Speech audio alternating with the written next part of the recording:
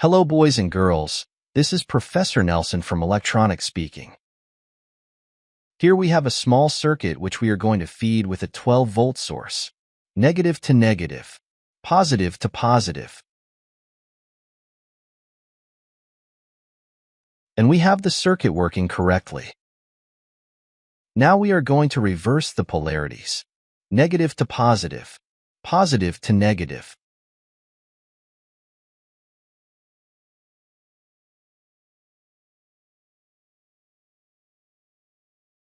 And it doesn't work. But something is happening. There you can see how the integrated circuit is burning. Look, it's really burning.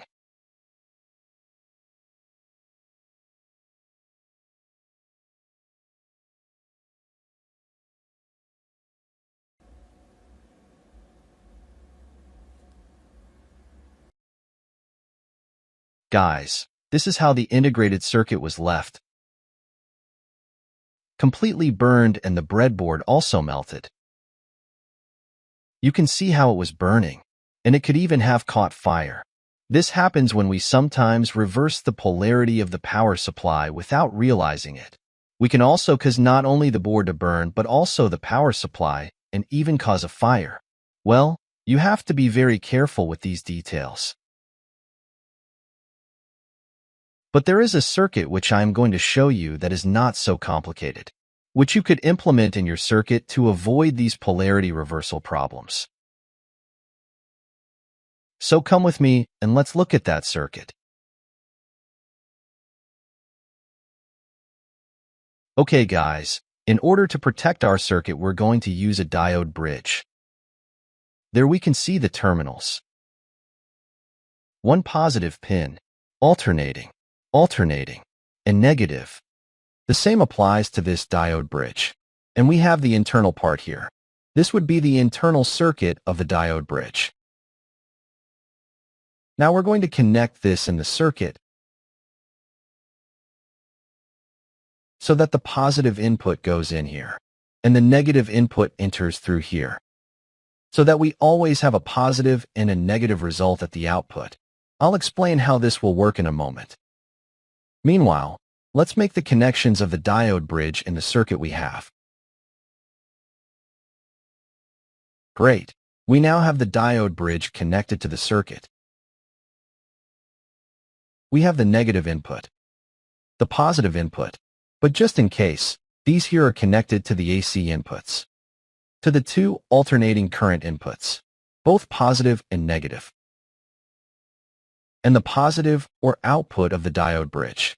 I'm talking about this pin, or terminal 1. It's being connected through the green wire to the positive of the circuit, and the negative, or terminal 4. This one here is connecting through the brown wire to the negative terminal of the circuit. This way, we'll have our diode bridge connected. Now let's test the circuit with the power supply. And let's see if reversing the polarities allows the diode bridge to protect the integrated circuit. Okay, here we're connecting the negative to the negative. Now we're going to connect the positive to the positive. Right there. And we can see that the circuit is working normally. Now we're going to reverse the polarities to see if our diode bridge works as a protection circuit. Positive to negative. And negative to positive. We can see that the circuit continues to work. We can leave it like this for a long period of time and there won't be any problem. There you can see how the connections are.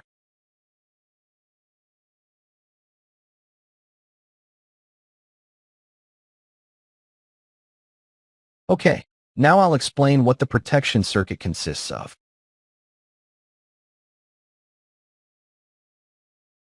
Now this circuit is working based on the diode bridge. The alternating current inputs would be the positive and negative power inputs. The outputs would be positive and negative, respectively. Therefore, if we put negative down here, and positive up. What happens now? Well, diode number 1 isn't working because it's receiving a positive charge at the cathode. However, diode number 4 is working because we have a positive charge at the anode. Therefore, the positive charge can flow to the other side. The negative cannot pass through D3. But the negative current can pass through D2 because it's the cathode. So the negative current will flow to the negative terminal. Now, what happens if you reverse the polarities? When you connect the positive terminal here and connect the negative terminal above, negative on top and positive on the bottom, well, at that moment, D3 will be able to conduct positive current from here to here. The negative current won't be able to pass through D4 because negative current cannot flow to the anode. But the negative current will be able to pass through D1. Therefore, it will be able to flow from here to the negative terminal. So we will always have positive and negative current at the output, no matter if we make a mistake in the positive or negative connections. Now, the problem with this is, we have a voltage drop or loss of approximately 1.4 volts. Because we are using two diodes. For example, in this case, negative current passes through D1, and positive current will pass through D3. Therefore, we have 0.7 here and 0.7 here. So we have a loss of approximately 1.4. Let's take the measurements and verify this detail. Okay, let's take the measurement in DC voltage. First, let's measure the input voltage. Let's see how many volts we have. We have 12 volts. Now let's see how many volts we have at the output. Please note that the negative terminal would be located on this pin, and the positive terminal on this other terminal. We have 10.8 volts. So we have a loss of 1.3 or 1.2 volts. It's not much of a loss considering that the circuit can be easily protected. Also, we won't have the problem of the integrated circuit burning out. It's a small loss, but it's more than compensated for by the safety this circuit provides. Therefore, it's worthwhile, especially if the power supply delivers more voltage, for example, 13 volts. We'll easily have 11.8 or 11.7 volts, which will allow the circuit to function correctly and without any problems. Well guys, that's all for now. I hope you really enjoyed the video, and I hope the video helps you protect your circuit boards. And if that's the case, then a like really helps the channel. See you in the next video. Bye-bye. But before I forget, just in case, the diode bridge is rated for 2 amps. So, it will depend on your needs whether you choose a 2 amp, 1 amp, or 5 amp bridge. That's up to you. And if you have any questions about diode bridges, you can write them in the comments.